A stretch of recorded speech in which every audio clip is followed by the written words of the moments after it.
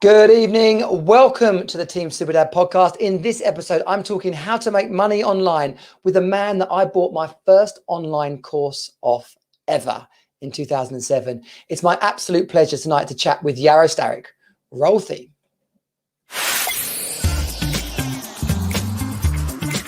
Welcome to Team Superdad. Real dads creating their best lives ever. More time, more money, more fun. You are not alone. You're on Team Superdad. Hey, Yaro. Good to have you with us here this evening. Hey, Johnny. I'm happy to be here. That was a cool intro. I like this. I like your setup. This is very cool. Thank you. Well, I try my best. There's always more you can do, but try and have it as polished as we can. Yeah, we're on episode, so we're into like the 80s now, so getting towards the 100. That's an achievement. 100. That's a party.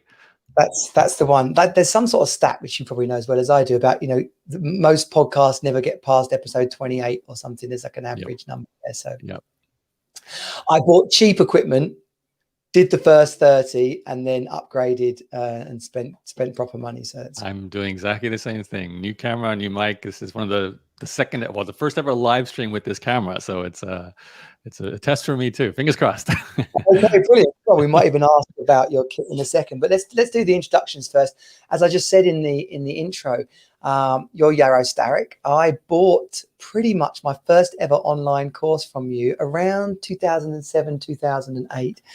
So, I kind of knew that sort of like without really placing it. I just knew that there, and all the things I bought, and obviously you was in my LinkedIn contacts, and we got chatting a couple of weeks ago as I was asking questions about parenting for Team Superdad, and then it was as I was writing the blurb for today, I thought, oh my God, that was the first course I ever bought, which was Blog Mastermind. And that's been pretty much the start of your journey and your success online. And just for everybody who's listening, Yaro is a very successful internet entrepreneur and has been part of a number of different courses and businesses now. And you will commonly see his name mentioned with some of the most popular YouTubers and online marketing experts. So like I said, it is a real pleasure and definitely honor to have you here. It's like I've got one of my mentors on, even though you might not have realized, because I was one of your customers of an on-demand course. But just to repeat myself, it's an absolute pleasure to have you here tonight, Yaro. I appreciate it, Johnny. And as I was saying before we started streaming, I love to meet people who took the course, especially the first group, because 2007 was the first group. There's about 400 of you, and that was my first ever course. Like I'd had 7 years of being an online entrepreneur before that, but that was the first time I said, here's something I personally created and I was selling. So for me, it was also like validation as a coach and a teacher, and can I even make money selling my own ideas? So you and your 300 plus students who took the program was really important to me as well. Yeah. And we'll get into that sort of the psychology of putting a course together or starting an online business as we chat tonight. Just for people tuning in, this is part of the business side of the Team Superdad program, or the finance section. So many dads, women of course as well, we're talking about, we're on Team Superdad here, but they'll have an idea for a business. They'll see someone in their social circle talking about they've started an online shop, or they made a t-shirt business, or people will start sending links around for something that they're some network marketing, juicing or aloe vera or something like that. So they'll have an idea they could start. Yeah, exactly. They'll have an idea they can start a business, but they won't actually go through with it because they're fearful of it not working, or someone in their family not approving of what they're doing, and so they don't want to go out on a limb. But before we get into that, you're one of the first sort of digital one of the first people to be given the title digital nomad, which for people not aware of that, that's kind of people who can work from anywhere in the world with a laptop and make money from anywhere in the world. were you aware that you were given that title, or started being called that way back in the day? Oh, I think I wore that as a badge of honor back then. I mean, nowadays, it's especially because of COVID, it's like we all do it, right? But back then, you know, obviously for a person working a career, a day job, now it's become more common to be a digital nomad, where you can say your boss now lets you go, live in Spain or Portugal or the Caribbean or wherever you like, while you still work for a company.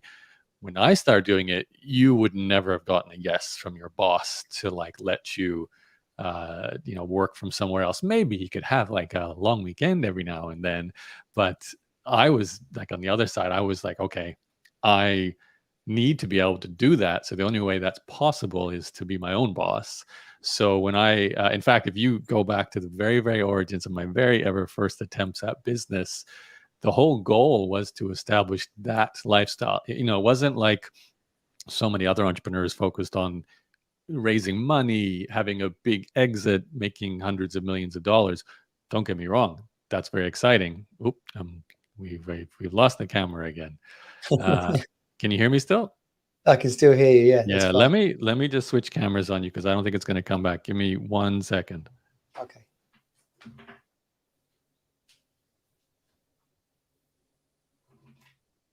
Yaro is just fixing his camera. He was telling me he got a new camera and it overheated. So I'm not quite sure. I kind of got this picture in my mind of this like giant camera, just smoke coming out the back of it as Yaro does his internet business mastery. But quite disappointing. We're going to find out which brand of camera your new camera is. Okay. Let me see if this works. Midstream, this is the real test. Here we go. Okay. Oh yeah, he's in. Yeah, good. It worked. That's a miracle.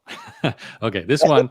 See, this is the problem with upgrading your equipment. When you do your first test, you don't really know whether it can handle. Because I just recorded my own podcast for an hour and it overheated, so I think it's not a great call for long shows. But I'm on my trusty webcam now, so it should work fine. So you had mirrorless sort of DSLR or something like that? Yeah, I have a mirrorless, like a Sony A6400, and I did so much research, YouTube video watching at night, days and days of it. It was the best camera based on all the reviews, but I didn't realize, it's 32 degrees today. It's summer, don't have much airflow, so it seems to be having a heating issue. I'm gonna have to Google more about how to solve that problem. But anyway, I've got my webcam, so I'm glad I can be back. As I was saying, for me, it was the early days as an entrepreneur, like day one, 18 years old, graduated from university, entered university. Why be in university in the first place, right? I was just doing it because everyone else did it. My ultimate goal was to have something that fueled my lifestyle. It was digital, had to be digital, because I needed to be able to do it if I was traveling somewhere else. Ideally, like something that was enjoyable to do, but not like 14-hour days. There were so many entrepreneurs I noticed were like just working so long. Even if they were running a digital business, they couldn't really go anywhere because they would be sitting in a beautiful location, but on their computer the entire time they were there, not really enjoying the location. So for me, that was the holy grail. That was the goal. I achieved it actually before blogging. I had another company, like before you and I probably would have connected with my course. I had an editing company, like we edited essays and thesis. And I had a team of contract editors, and I built that business. It wasn't like a massive moneymaker. It paid me like a salary, but it was completely virtual. My team was running it. So I was able to, like, for the first time ever, kind of experience what I eventually called the laptop lifestyle. Today, we just call it digital nomadism, but that was the goal. Wow. And that must have been way ahead of people even thinking like businesses like that could work. So you were contacting freelancers and telling them that you wanted them to work remotely and that you would send them stuff to do. And did they question you, like, are you serious, man? Like, I don't have to go anywhere, you're going to send me stuff? Or not really. I mean, to be fair, it was super early. There wasn't Fiverr. There wasn't Upwork. Yeah. There wasn't this typical way we can freelance lifestyle like so many people do today. That being said, it wasn't unheard of. So especially for people who were offering something that could be digital, like, editing a thesis, what, for example, we had a student who had written their PhD thesis. It was a big document, it might be 20,000, 30,000 words.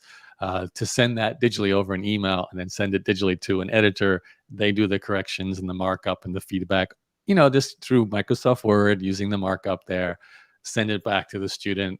I take a cut of that transaction and away you go. That was a business, to start with. That was literally how I tested the idea as well. So, and it wasn't too confronting for the contractors. They were used to the idea of emailing back and forth work. I think what might have been more confronting was someone like myself who decided to build a system and a business around it rather than just be the freelancer who, makes a bit of spare money on the side, editing documents. And this entrepreneurial spirit, is it role modeled from people in your life, or did you just wake up as I'm going to make lemonade right now? I'm going to make a business. Now I'm going to make an online course. Where did this fire inside you come from? I mean, the fire, you know how they say there's people who live to seek pleasure or avoid pain. I was definitely the avoid pain person. So my family, I grew up definitely not in an environment of money. There was my mother worked hard and was able to feed us and clothe us, but there wasn't much additional beyond that. So I was definitely motivated to control. I mean, I was a teenager as well. I just said I wanted my own place. I wanted my own car. So that was motivating me to begin with. But in terms of role models, there definitely were, I wouldn't call these role models beyond the fact that they showed what was possible. So the obvious one, Richard Branson, everyone knows Richard Branson. I say that because his book, the first, I think Losing My Virginity, that was his first. He's got a 2-part now, but the first part of it, the first half of his life, basically as an entrepreneur, that was a absolute rip-roaring tale for me to read as an 18, 19-year-old. So that certainly inspired it. And I have to say, combined, it's a really good book that kids, I don't know what kind of age, but kind of early teens, because it's an autobiography, but it's not stuffy. It's a really easy adventure read. I would definitely, Losing My Virginity, I would definitely recommend that book for anyone, but teenagers as well. Great book. Yeah. Can you still hear me? Hello, Yaro? Hello. Can you hear me? Can you? It's getting a slight bit of slowdown on your stream, Johnny. Oh, but okay. I got you in slow-mo mode. Oh, okay, right. Yeah. So, just saying, a great book to recommend. Losing My Virginity. Yeah. Yes. Perfect. Yeah, and part 2, you got to do both parts. Yes. I think it was Finding My Virginity was the second one. So great titles. That and I have to say the internet as a vehicle for business was also becoming a thing. So you remember the dot-com boom, 1997, 98, 99. Yeah. There was so many examples of people starting a company then. So I was already interested in being an entrepreneur, but that just showed the way as an internet entrepreneur. And that was luck, purely luck. I was 18 when the internet was kind of 18 as well, in the sense that I was a teenager figuring out its way. And I was able to kind of do my first experiments there and make some money, not a lot to begin with, but I had a few websites, a little card game website and things like that started things off. So, but nothing in my family, certainly there's no entrepreneurs in my family besides myself. And in my friendship circle, it's not like today where you can literally just jump on Facebook and join a group or, chat about it on Reddit or whatever you like.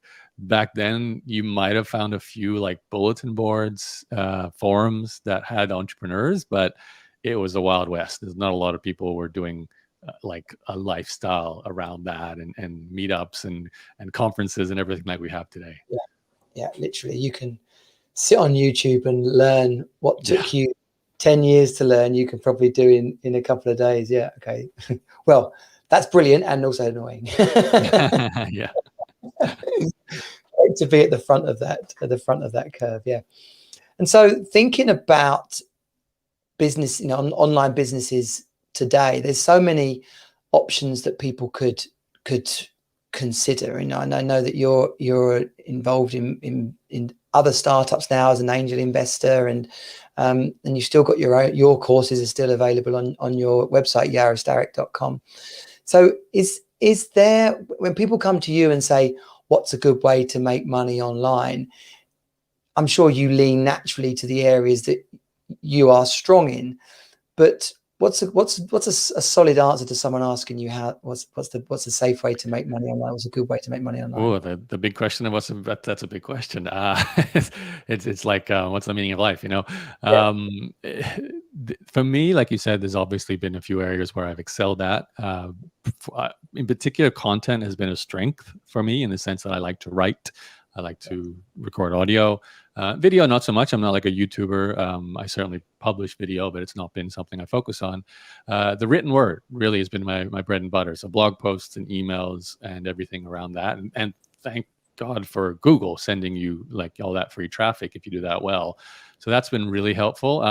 That's not an answer. Like that's a skill set that can be turned into a business, whether it's like I did and lots of my students, like when you took the course, a bunch of people at the same time built what you would call an education and coaching business. So I think that is certainly the first answer to my question. If you are like a knowledge expert, someone who's lived through something, becoming a coach. I think, Johnny, you're probably a prime example of this yourself, looking to establish a business that's, coaching, delivering, like you call it an on-demand course, an online course, running events. That is very common. It's often when someone wants to be the teacher and be the face of the business. And that was definitely the case for my coaching and teaching business. Outside of that, though, the other area I do teach and recommend is actually selling services. So the first company I told you about, the editing company, was called Better Edit. And that's a business model where you take essentially a freelance service, you become a middle person. I call it services arbitrage. You're basically building a business where there's demand for a service, and you can find suppliers from freelancers, contractors, and you structure a business around going after that need. So in fact, right now you can probably see the inboxdone.com domain name on the stream here.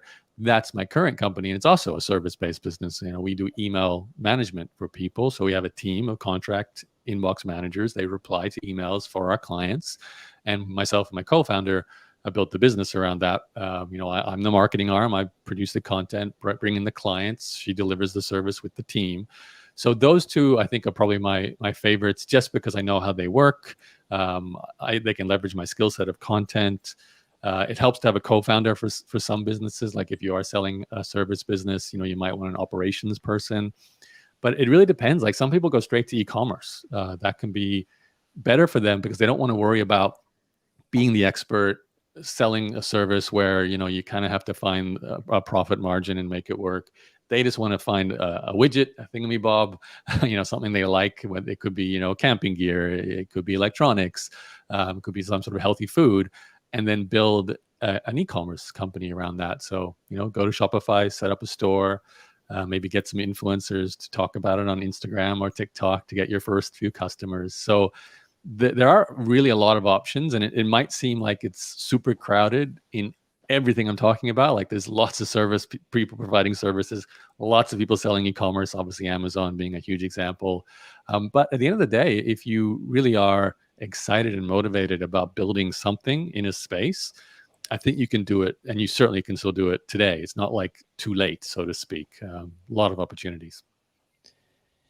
Yeah, you often see, and it's still valid today, people talking about the population of the world and how many people are online and how many people are actually buying things online. Obviously increased in the last 18 months, but still, when Twitter's a good example. The media and Twitter itself make out like everyone's on Twitter, or it's on Twitter, it's true kind of thing. But actually, when you talk amongst your friends, how many people actually are on there or use it?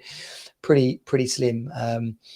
stand-up paddleboarding. I don't know what it's like in Canada, but that seems to be the thing all across the UK. So from nowhere, there are websites, emails, YouTube, coach course experts, Facebook groups.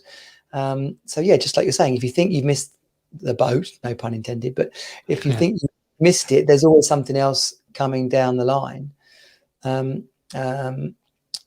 Shopify, all those e-commerce things.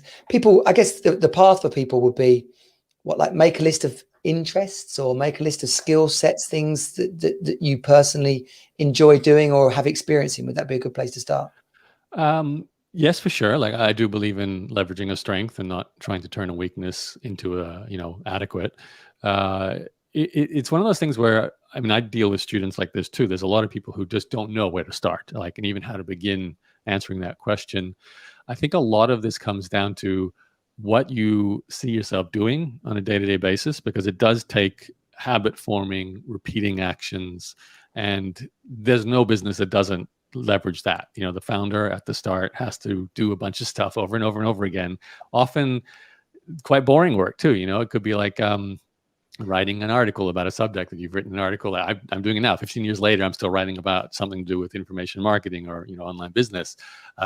Often rehashing some topics I may have written about in the past. So you do need to enjoy the process.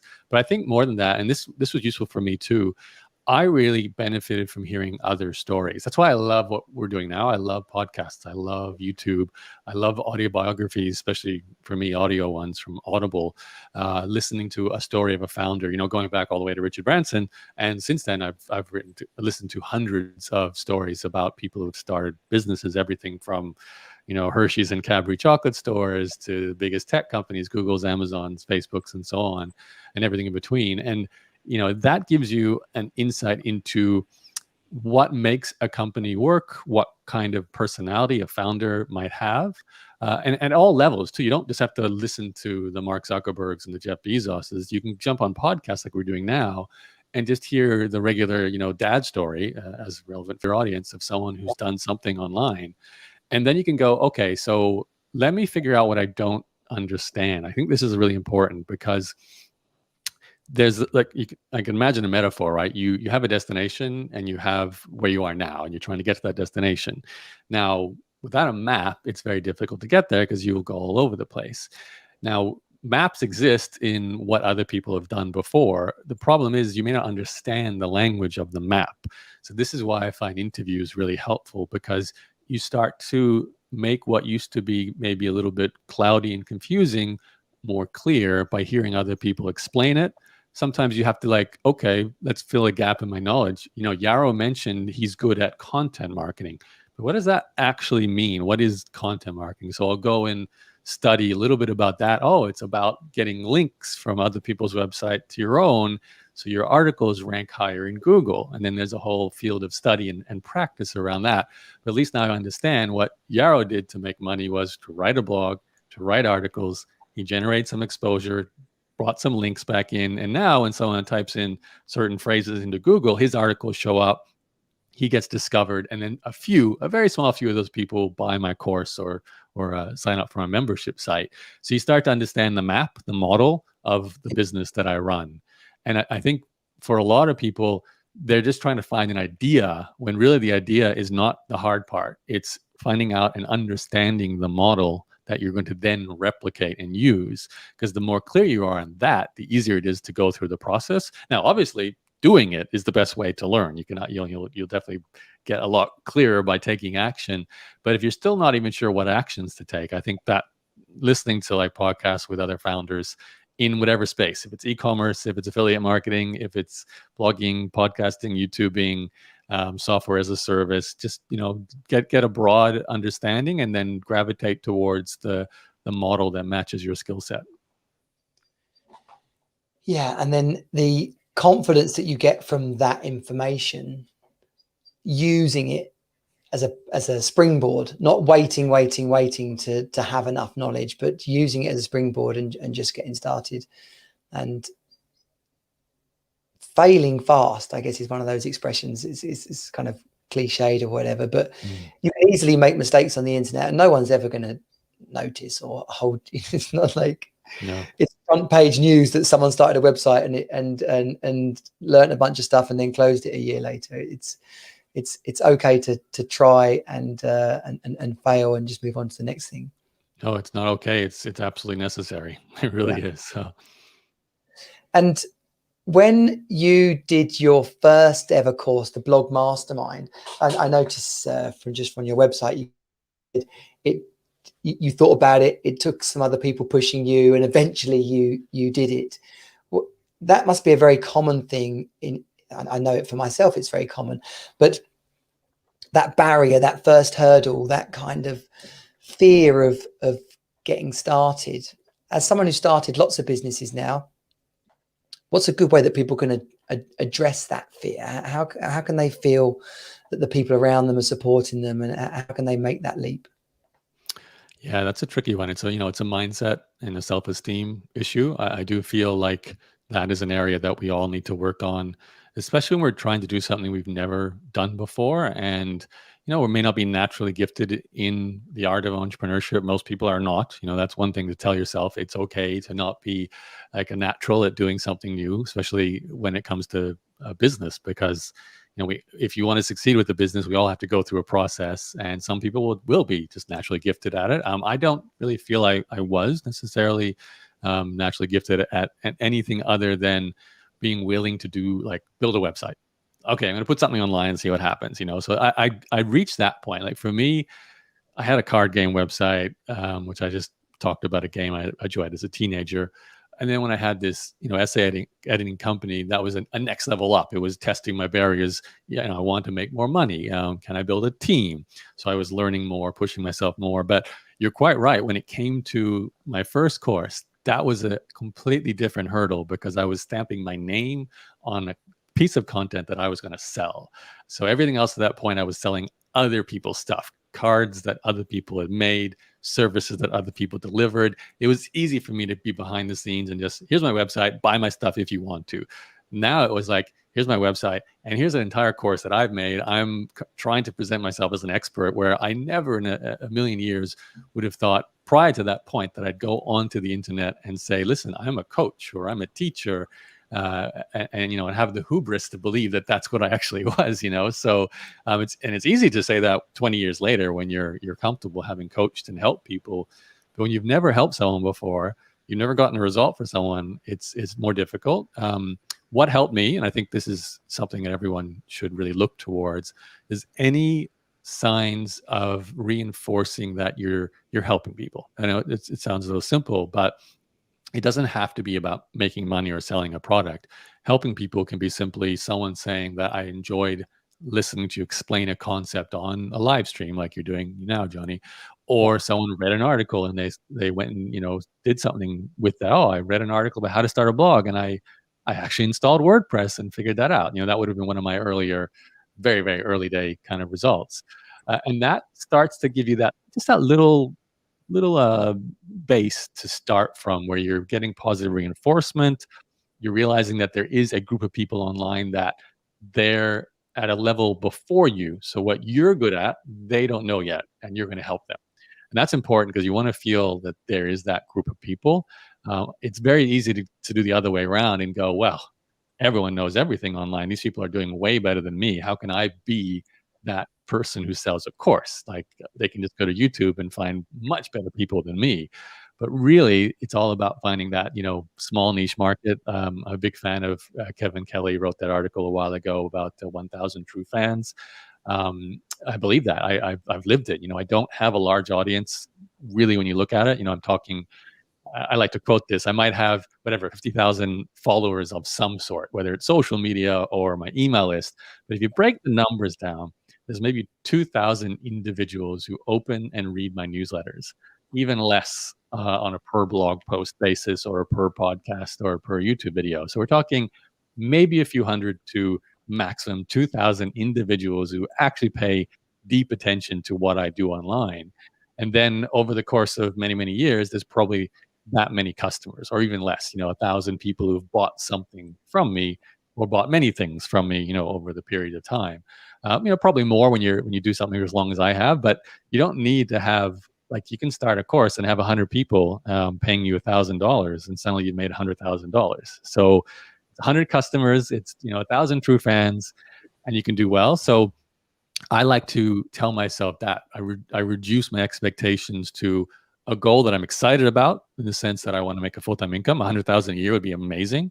I just need 1,000 customers giving me $1,000. Sorry, 100 customers giving me $1,000 per year.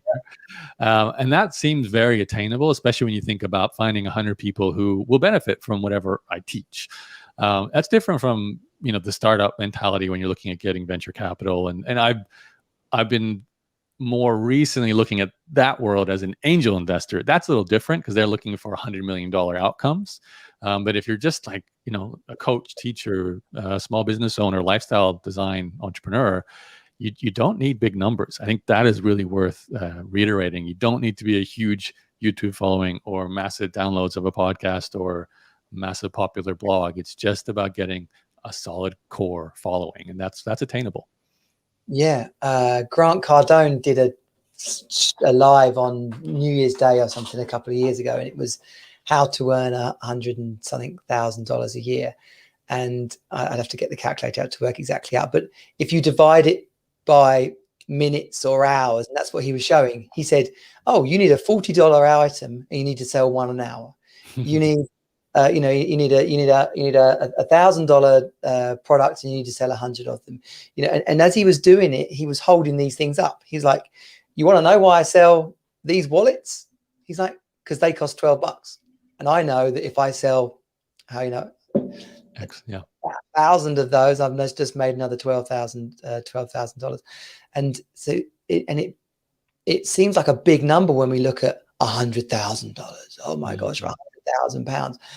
But then when you imagine a football stadium or a concert, you're like, could 100 of those people give me $80 a month or £80 a month? If I put on an event, would they then come and spend another 500 with me? Like and I've just shared actually a link to the 1,000 True Fans. I'm pretty sure it is the article. It's one of them anyway. It's getting a bit old now, but that's probably the one. Yep. It said an edited version of it. But that's in the comments, and I'll put it in the show notes for anyone listening to the podcast. But it's that principle of 1,000 true fans. If you've got 1,000 true fans and they all spend $100 with you, you just made $100,000. Yeah. Or 100 fans spending 1,000 with you. Yeah, I think it's worth though, and I like to say this as a caveat. It's actually quite challenging to sell to anyone anything. Like this is why I spend so much time marketing, teaching marketing. Like it's people think that they see one live stream you're doing now, or one piece of social media content, or one video, and then that leads to X sales. But behind that, there's probably been so many more touch points that individual has gone through. They might have subscribed to a newsletter and read a few of those. Maybe you've got some Facebook ads where the ad is following them around, which is called retargeting. Then they listen to a podcast. So there's these touch points. Like the 1,000 True Fan idea is not like instantaneous. It's about a person developing a relationship with you over time to the point that they begin to trust you enough that when you do promote something, an event, a course, they then buy from you. And that's not easy. Like that's the work, as we call it. The work is putting in the effort to reach people online with your content, with your ideas, with your advertising. That's what people advertise and sell online, is to reach people. So no one gets away without doing this. It's impossible to build 1,000 true fans without putting in that effort. And I think that's what's often the roadblock. Like when I think about all the students I've coached over the years, you're spot on with that mental self-esteem issue. Like I don't really, I can't figure out the right topic, or I don't believe I can do this, even no matter how much I want to. It's the lack of action, that the repeated creation of something that brings new people into their world. That's what stops the business from succeeding. Like, I mean, right now with Inbox Done, so I've been running this company now. I'm the chief marketing officer, right? So I'm the head honcho of promoting this company. And it's my 4th year of doing it as my main sort of project. Like I've still run everything else I do, but it's my focus for marketing and growing. And that 4-year time period, I have been doing nothing but either sales calls to bring on a new customer, hopefully, or things to get people onto a sales call, which has been like I run the Facebook ads and the Google ads. I wrote all the early articles, and then I manage a writer currently who writes articles for us. I've been going on podcasts to talk about the subject of email management. We're building systems. We've been working on the copywriting on the website, and all these things are compounding together so that people start to discover us. They get repeat exposure.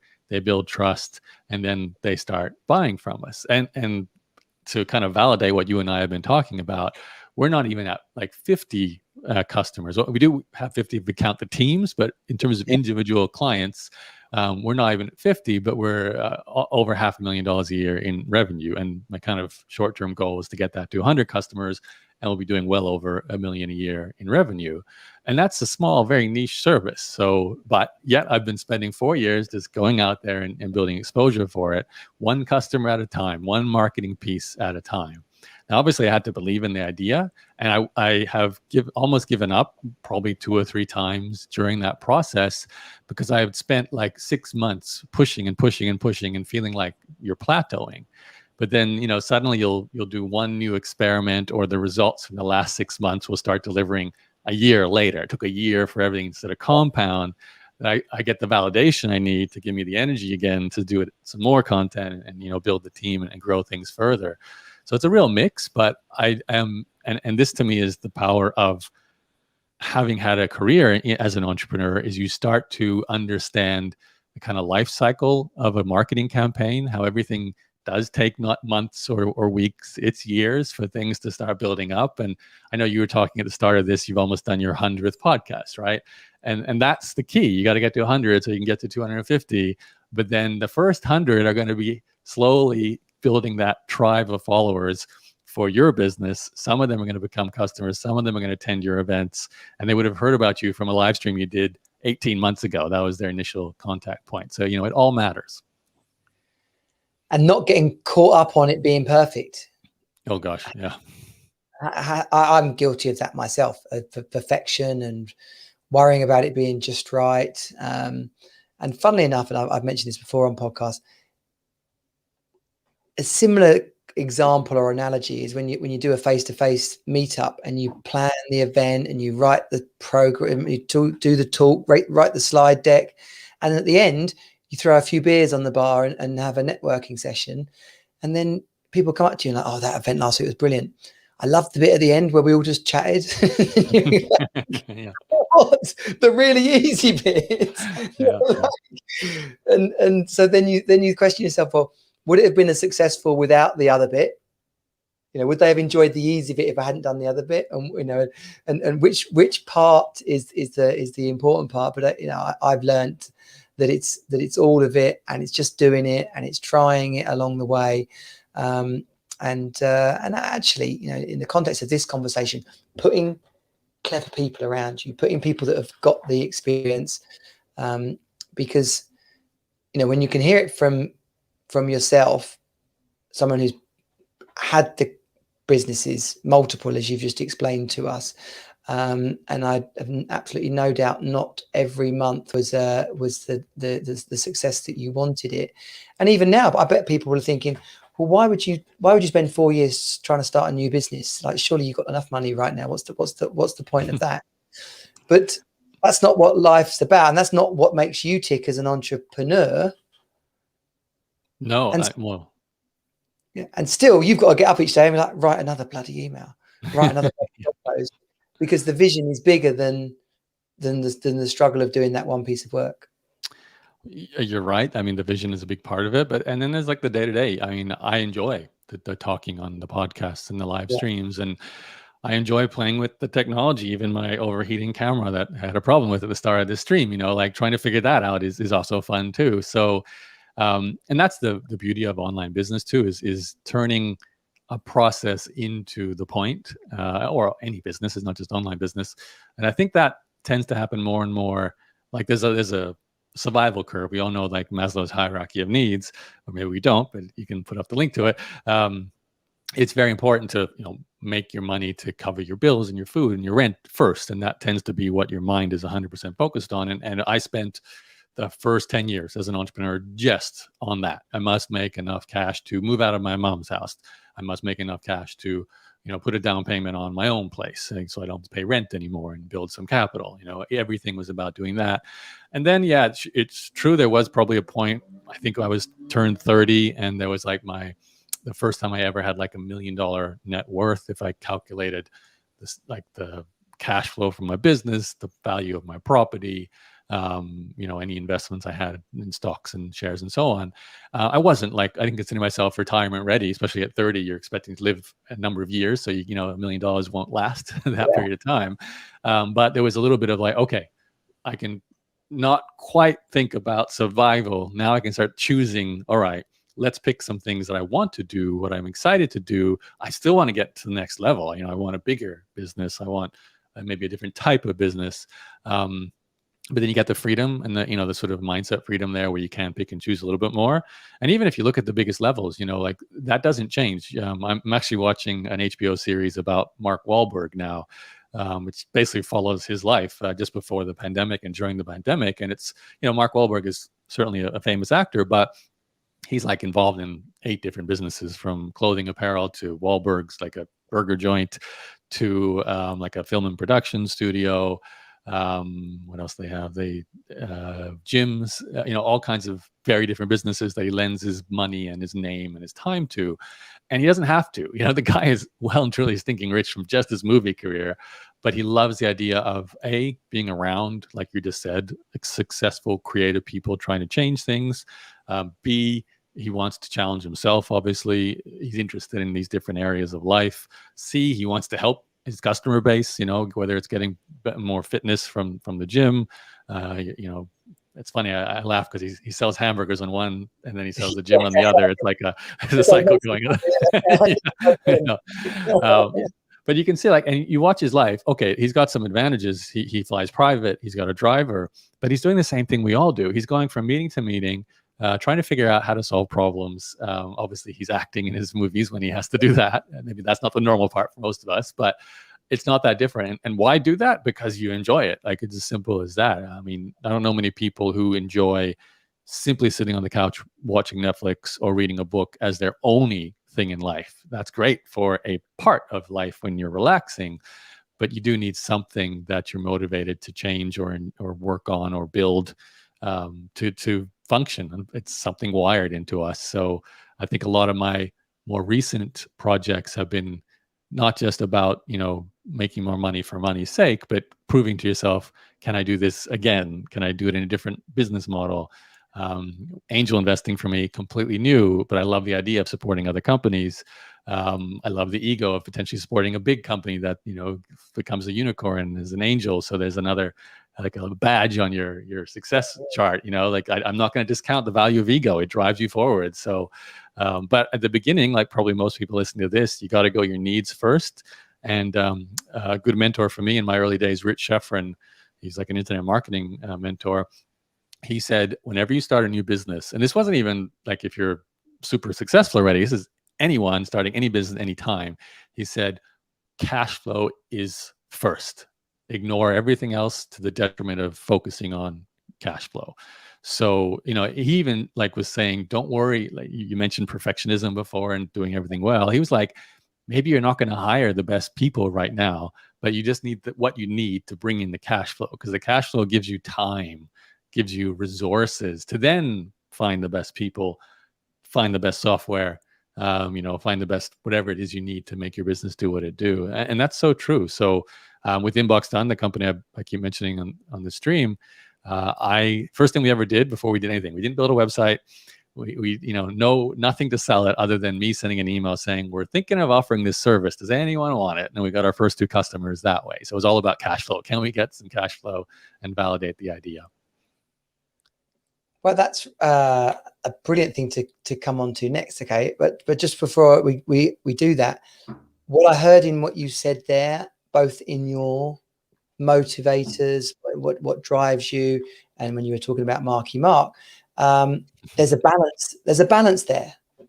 So people can sit around like moaning about their life and not having enough, or feeling a bit miserable, or not having enough fun.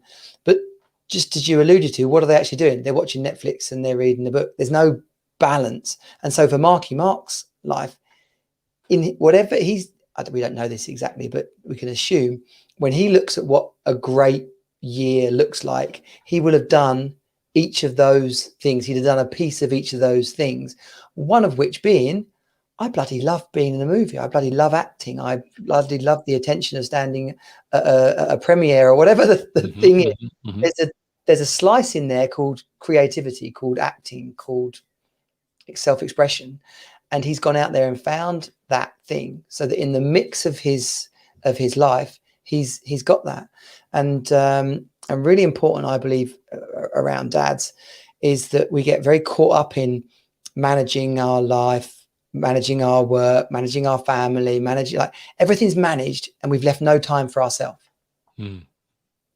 And whether it is keeping fit or cooking or playing the guitar or being an actor, like these, you've got to have a look at what's fills you up and make sure that all those buckets have actually got a healthy amount in them. So MVP, minimum viable product, is kind of what you were just alluding to there without actually saying it. You had an idea, you had a bunch of people that you thought you could offer it to, you put together the basic version, and you popped it out there and said, does anybody want to have a try of this? Not everyone would have heard of the idea of a minimum viable product or an MVP, but how ready does it have to be, or how unready is okay? You know, do you have to tell people, I'm trying this new thing, do you want to be a guinea pig?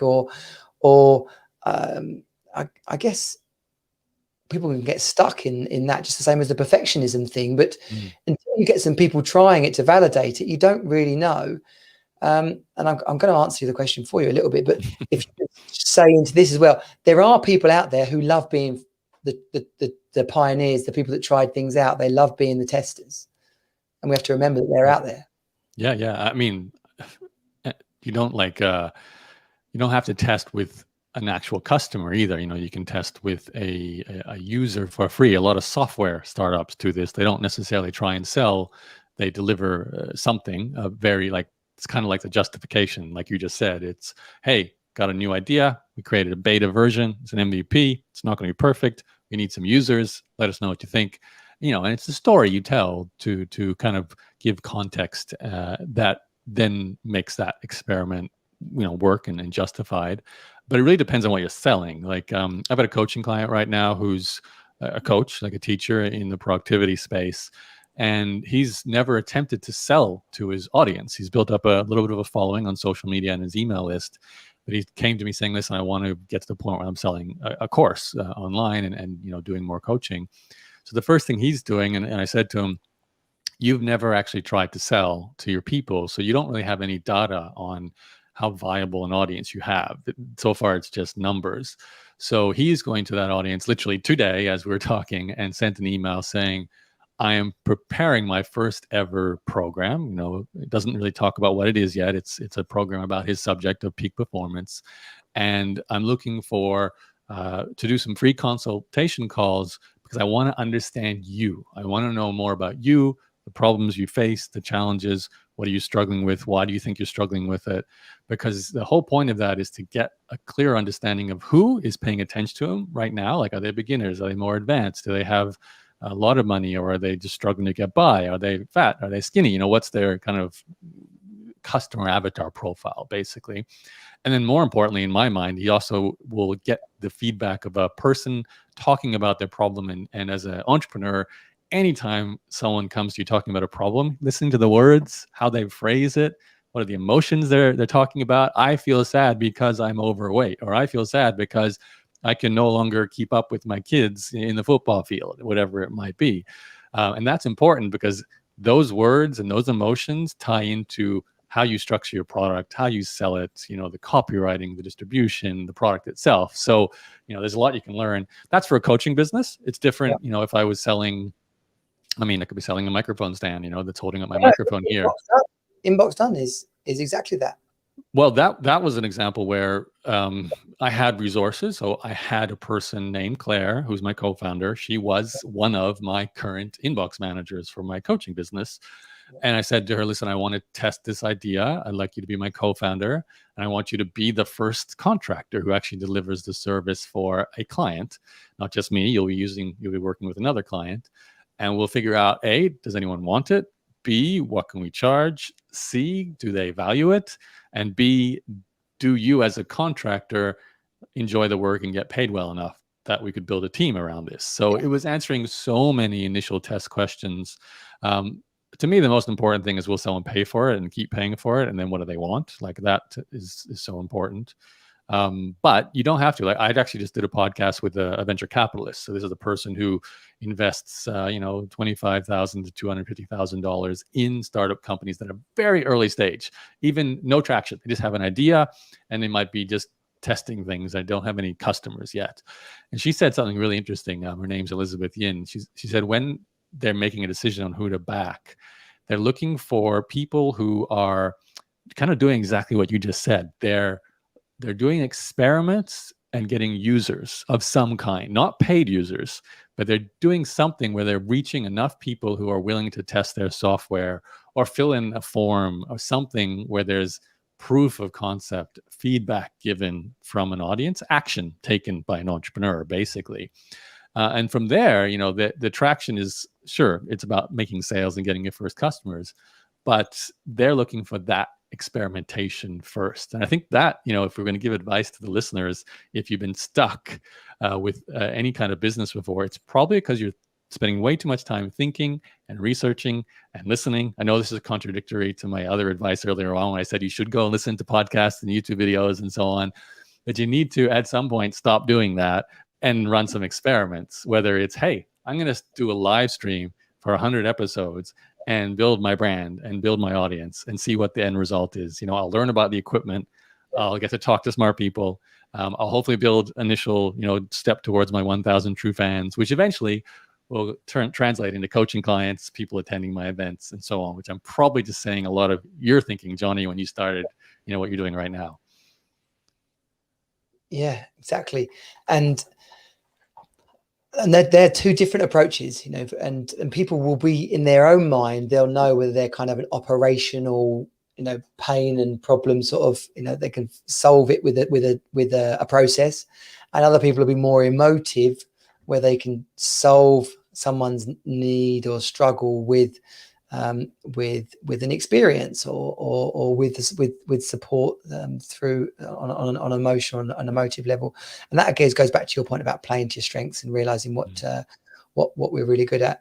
And that's so important if you do breaking out of the normal rat race, if we want to be a bit dramatic, but if we're breaking out of our own old forms of work and day-to-day living, you'd be mad to go and do something you weren't enjoying. Yeah, it happens though. It definitely happens. Yeah, I can see that. People will create a business that looks like, that uses their experience, but actually they just recreate the very thing they've just left. Yeah, I can totally imagine. And hate it. Yeah. Yeah. Wow. Yeah, that's awful. So what does just sort of finally brings us back kind of full circle, your courses and the blog Mastermind, and because you've got now, as well as Inbox Done, you've got multiple businesses that are running and making you money. How much time do you spend going back and updating those things and reinventing them? So, well, from the coaching side and the teaching side and the courses, I kind of had two phases, I guess you could say. So when you joined my course, Blog Mastermind, phase one, I spent about 5 years creating 3 courses, delivered them. They were great. I made some good money, got my first, test run of all these students who went on to do things. Around 5 years later, about 2012, I realized they were dated. I was talking about some things that no longer were relevant. And plus, I was feeling like I wanted to transition perhaps to a different company. So I closed them down. I kept the blog going. I want to always have an audience. It's such an important thing. If you have an audience, it doesn't matter what business you eventually want to start, you have access to people who are paying attention to you. So, even if I don't have a coaching teaching business, Inbox Done exists because I have an audience. That's how we got our first 6, 7, 8 customers, was my own audience. Well, I mean, it started as Entrepreneur's Journey. Obviously, now it's just called Yaro.blog. If you want to check out my website, it's Yaro.blog. Everything's there, the podcast, the blog. But what happened then was I actually decided to return to teaching and coaching and created like Blog Mastermind 2.0. But there was a really important lesson I took into that was this time when I create the course, I'm going to focus on what I call fundamentals and less on transitory techniques. So techniques change. I might have been talking about the power of MySpace for a couple of years and Dig for a couple of years and StumbleUpon for a couple of years for getting traffic. A lot of the listeners right now may not have heard of any of those. Hopefully MySpace they've at least heard of. And all those things have disappeared and no longer have any sort of prominence. Today I might be talking about TikTok or Clubhouse or YouTube. But fast forward 10 years, some of those may have gone or changed completely. So when I teach now, I'm always thinking more high level strategic. So what can I teach that will have value in 5 to 10 years? So for example, Blog Mastermind 2.0 now, the current version, I talk about fundamentals like the 80-20 rule, the theory of constraints, sprints, some fundamentals of copywriting, the difference between features and benefits and emotional copywriting. That doesn't change because we continue to use English to sell. Well, with us in English-speaking countries do anyway. So there's that, and that I can keep teaching and continues to deliver value. I mean, it's probably got a 10-year lifespan. I mean, I probably should be looking to, if I was really, really focusing on that business, I'd probably be making a 3.0 version of it right now. But to be fair, someone joined Blog Mastermind a week ago and, they go through it, they still get the value from it. I still get great feedback from it. I have a membership site, which is kind of easier because it's more about the interaction on a day-to-day basis and people interacting with each other. Yes, there's some courses there, some short courses that also teach fundamentals and strategies. So I learned that lesson, and it's such an important lesson. Like anyone who's a coach or a teacher, try and think and teach in your permanent materials and strategies. You can teach your techniques in live streams, in coaching you do live. I crippled myself in my social media training. Would have been 10 years ago now, and trained over 1,000 people through business to business or through events. But the manual that I gave, oh my gosh, it was exhausting, constantly updating. Every time Twitter changes their login process, you have to go and update it. And of course now I realize at certain points I would say, right, you need to log into Twitter. If you don't know how, search YouTube for how to log into Twitter. Because someone would have done the up-to-date version for me. Exactly. Yeah. Perfect case in point. Social media is an absolute, challenge though to teach because it does change so much. Some topics lend themselves better. You can teach cooking, you can teach relationships, you can teach health and wellness, often without, maybe like, okay, back in the day, we used to teach low fat and sugar didn't matter. And now we talk about low sugar and sometimes healthy fats is good, so it does change, but it's not quite as dramatic as technology. So that was huge. But it's important to pair this for me with we're talking a lot about my coaching and teaching business, which is a Yaro branded business. I did not want that to be the only business I had, because what if I just want to not work for a while, or, you get sick, you decide, you have kids and you have all this time you take to get the kids, and you no longer can be on a live stream or coaching or creating new product every single day. So I needed to create some companies that run without me. And to a degree, Inbox is a good example of that. Like I really, now that everything's up and running, the team operates the service. Like right now we have almost 50 clients who have a staff member of ours managing their email for them as I'm talking to you. Amazing. I built, this is completely left field, but I ended up taking some of my money I made over the years and years of building up capital. And I partnered with a new friend of mine in Ukraine to build a solar farm, another type of business, which, as you can imagine, totally hands off once it's built. It just takes sun and converts it to energy, and we get paid, an ongoing return on that. So another way to own something that does generate cash flow for you, but there's no way I would have considered doing that during my first 10 years. Didn't have the capital, would never have had the risk profile to think something in Ukraine would have been okay. I had to go visit Ukraine, where my father's side of the family's from, and kind of get familiar with the place to do it. I happened to make a bit of money from cryptocurrency in the year before that, so I had a little extra cash that I felt like I'd won in the casino that is cryptocurrency. So, all these things have to happen. But I definitely learned about the need to have income that I enjoy creating, which is teaching and podcasting and so on. Then income that I know can grow and be sold without me, which is a company like Inbox Done. And then income that's sort of stable, consistent, that might be more like, a solar plant. I certainly still invest angel investment, cryptocurrency, stocks and bonds and so on. There's varying degrees of risk there, as we all know, but varying degrees of return. And a lot of that is mostly hands off too. So, and I love the variety. It's a lot of different buckets. But at the beginning, obviously, I was all about the Yaro brand and the coaching brand and building up that to start with. Well, and that goes back to the point about being interested in things, about having different people around you, about expanding and broadening your horizons. These are all things, when we look at what our experience of life is, if we're just doing one thing, it can easily get a bit boring. Mm-hmm. If we're just speaking to the same people all the time, we can get a bit fed up with them, or more likely they get a bit fed up with us. Broadening our horizons constantly is brilliant. People listening, if you're in the Team Superdad group, go to teamsuperdad.com/group. There's a training we did last week with Daniel Latto, and we talked all about multiple streams of income and different ways that people can approach that. So they can go there and get that. Great. Wow. So listen, we're up on an hour already, Yaro.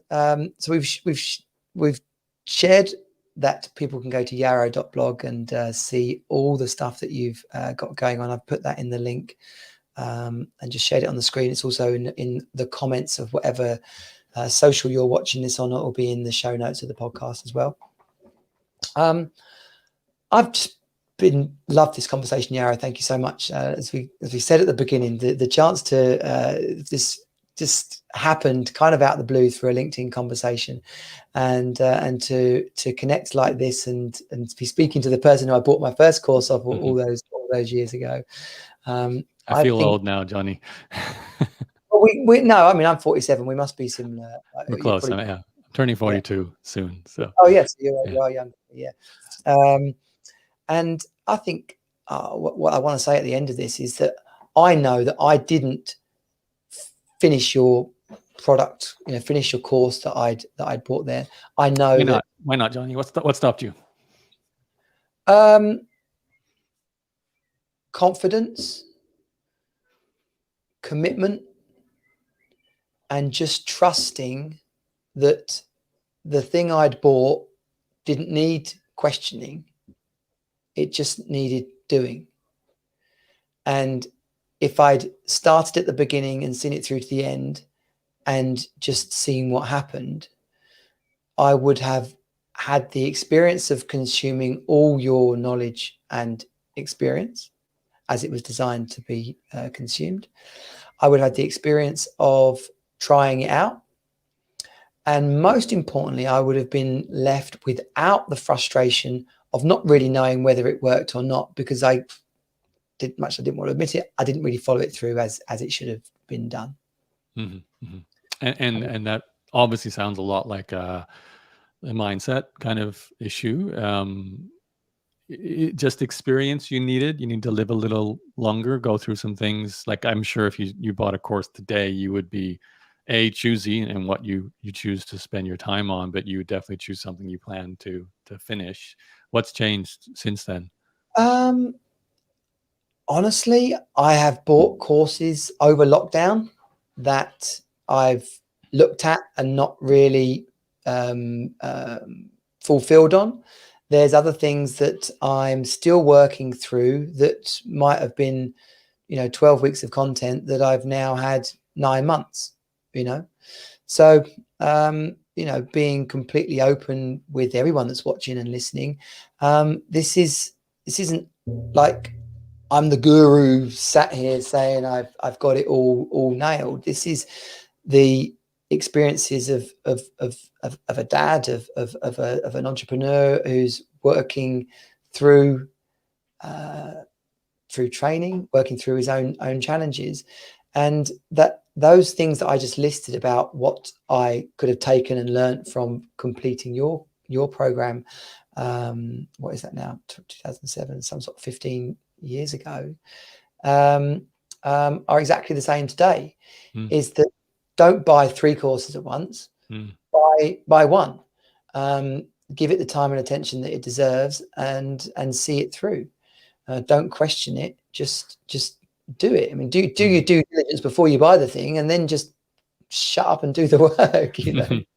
I think I do this too with courses. I like to ask myself, what's the outcome I need from this course? Because let's face it, a lot of courses are full of 80% information you might already know, or you don't really need at the stage you're at, and you're trying to find that, you know, the one lesson or the 2 or 3 insights that actually move you forward for where you're at right now. And I've bought in courses sometimes because I just want access to the creator of the course, you know, the chance to talk to them on a coaching call, to invite them to speak on my own content. You know, I've done that before.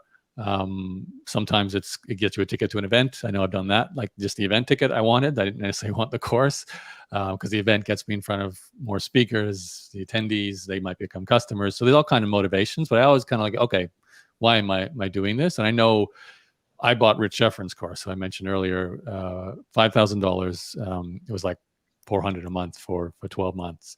And I remember buying that because my net worth at the time was about 20,000. So I was putting in almost about 20% exactly of my net worth into a course. So I'm like, oof, this hurts, you know? That being said, I felt like I was on the cusp of some big wins with, there was my editing company and my blog. I hadn't released anything on my blog yet. I was just growing my audience. So I felt like I was close.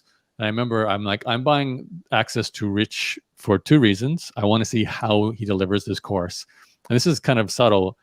I wanted to build my own self-esteem by realizing that what Rich was teaching and how he was delivering it was something I could do. You know, it wasn't that revolutionary, yet this guy had sold $2 million worth of this course. So, okay, that was bridging my self-esteem gap to motivate me to release my own course. It was one step in that process. And then 2, which was the access to Rich, because I also thought maybe one day I'll release a course with a launch, and I'd like Rich to potentially be an affiliate and promote. So I had those kind of 2 goals around it. The first one was more important, but to me that mattered. Like I think I did take the whole course, if I remember right. I know I attended a lot of the live calls and I went through all the modules. And a lot of it I felt I knew I didn't necessarily had implemented, and I started to implement because I had the pain of spending money on it, which forces you to do it. That was important to me, but setting the clear goals behind why I was doing it was what kind of pushed me over the edge to sign up. Because I haven't taken a lot of online courses. I'm very specific when I'm looking for something, you know, to take. But it's hard because the sales pages on courses are super tempting. You know, like you read them and you want to buy them all, right? Well, and something like Digital Kickstart, as well as being the content that's on them, the whole brain behind each page evolves and takes you to the next stage. You're like, oh my gosh, I know what's happening. I know it's $20, and I know in a minute it's going to be 100. But don't eat the. It's like Alice in Wonderland. Don't eat the cookie. Don't eat the cookie. Well, we could talk for hours, Yaro. So if anyone's got any questions, by all means, bring them over to the Team Superdad group, and you can ask them there, or you can just message me at all Johnny Jensen on all the socials, and Yaro Starak, same as, you can find him exactly as the name is spelt. There's only one Yaro. You don't even need my last name. So, and yeah, once again, thanks so much for sharing this wisdom with us. I hope it's been of value to the people that are to listening, and I wish you all the very best in all your future ventures, especially with Inbox done and whatever might come down the line afterwards. You too, Johnny. I appreciate the time. Thank you, everyone. Yeah. You're welcome. Guys, I'll see you on the next Team Superdad podcast. Thanks for watching. Take care. Team Superdad out. Bye. This has been Team Superdad. Find us at teamsuperdad.com. Join the program and create the best life ever for you and your children. You are not alone. You're on Team Superdad.